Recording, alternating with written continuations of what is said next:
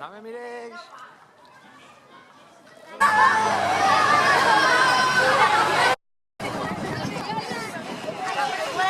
I la veritat és que està servint-nos, en primer lloc, per a que els alumnes puguen aprendre com funciona normalment un transport públic, com és l'autobús en aquest cas, i després, per una altra banda, és molt interessant perquè ens serveix per a poder ubicar el recorregut de monuments i punts d'interès cultural a la ciutat de València.